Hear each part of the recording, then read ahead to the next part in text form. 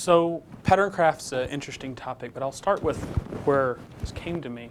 And that sliver of time between, the takeoff and 10,000 feet where you're kind of waiting, I always get pretty amazed.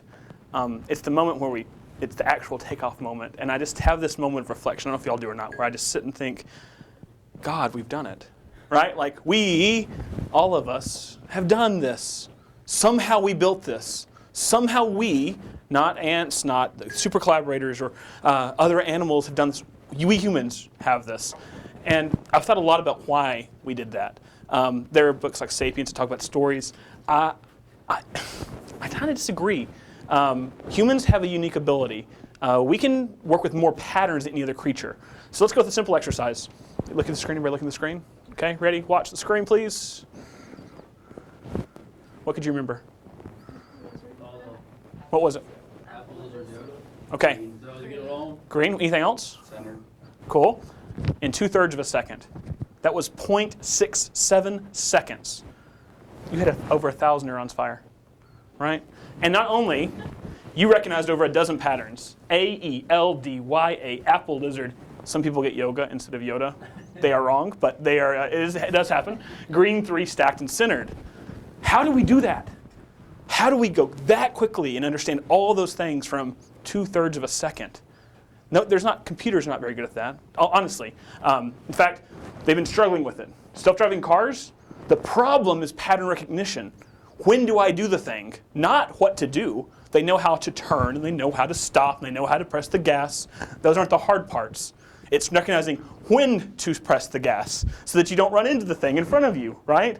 That's the challenge. And the nice thing about this is your brain is amazingly efficient. You only have so many calories per day, right?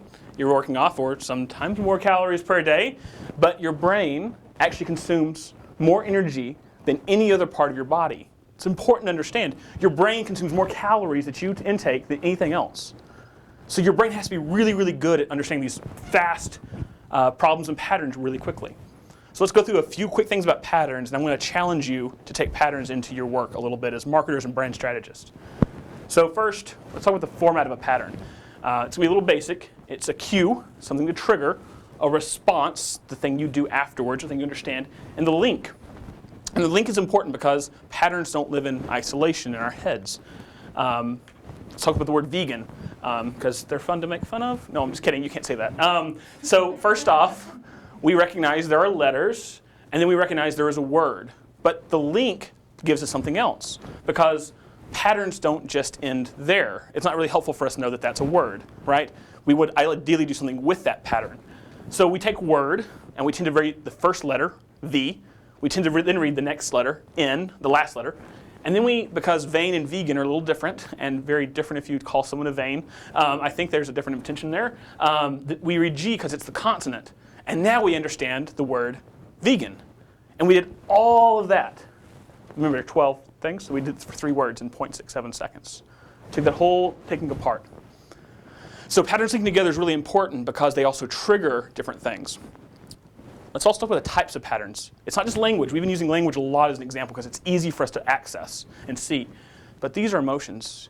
You all know, when someone says that one thing in a meeting and you jump into the state where you cannot control it, that is not something that you're terribly bad at. It's something you've learned, right? You built that mechanism, a pattern, to allow for yourself to respond appropriately at some point. Maybe inappropriately sometimes, but that works. Ideas work the same way. When I think of this, I understand it this way. I preconceive a problem. I take all the inputs and I jump to the same conclusions. We do this all the time. If you look at all the literature right now, confirmation bias, we're jumping to the same patterns with even with different cues, right? We're linking together. Relationships, we all know the spouse or mother or father or someone in your family who can trigger you in ways you just do not love, right? It's because there's a relationship pattern that is going back and forth, right? It's a story you're telling yourself about that relationship, right? So patterns are a little different than stories because they happen so quickly. Resources, everyone has the moment where you let time slip through your hands and all of a sudden you can't keep up, or even brands that say something to you. For me, there was this really interesting time where, I'll talk about it in a second, but brand really became something, for me, meant success. So when we think about all those patterns, you have to start realizing that the different types add up over time. This is kind of what I consider your composite pattern map, if you want to call it that. You can't see it, right? But you kind of know that all the things interlink. You know that when you activate this one, something happens over here. And sometimes when you get hot, you get a little angry. When sometimes you get hungry, you get really angry, right? We have a word for it. That's a whole pattern called hangry. But another kind of key piece is that some patterns get set over time, right? When at a certain age. So when I was a kid, we were not particularly well off. My parents were learning how to buy our family business, so we lived in a trailer, right? We weren't super well off. We went to Walmart, we bought our shoes there. We went to the thrift store, we bought our clothes there. And I remember watching the kids, right, walk in kindergarten and first grade with their Nike shoes. I remember it so vividly. And now I don't not buy Nike. Every time I buy a pair of tennis shoes, there is something in my head that just gets me to Nike every time. Because it's almost as if I'm saying, yes, we've done it. My parents have bought the business, they've bought their house, and I have made myself successful, so I will have the Nike shoes because it says something about me, not something about that brand. And that was hardwired well before. That's set. I can't change that. Maybe I could overrule it, but I've tried, and it didn't quite work as well as I wanted it to, right? But there's another thing that matters a lot, which is the reset. Because if you want to change things, you have to get rid of patterns. And we know this happens all the time. There's a really interesting thing that happens with patterns. When you change environments, your neuroplasticity increases. That means the number of neurons you create actually goes up. That's neurogenesis. But secondarily, your ability to learn new things increases significantly. So you want to learn how to, learn a new language, move to a different country. If you want to learn how to talk Southern, move to Nashville. Thank you, Caroline. Right? We'll get you all into some other things hopefully soon. But the context changes how we think because it allows us to quite literally stop cueing patterns, and now we can replace them with new things. So the three things I want to for you guys to remember. First, do you know the pattern you're shaping, the message? Have you gotten to the personal level enough that you understand what you're actually impacting, the way they're currently acting? If you haven't, if you're operating from the business objective, you're probably failing when it comes to the message, right? You're probably failing when it comes to crafting an actual impactful pattern on someone. What cues or resets will you leverage?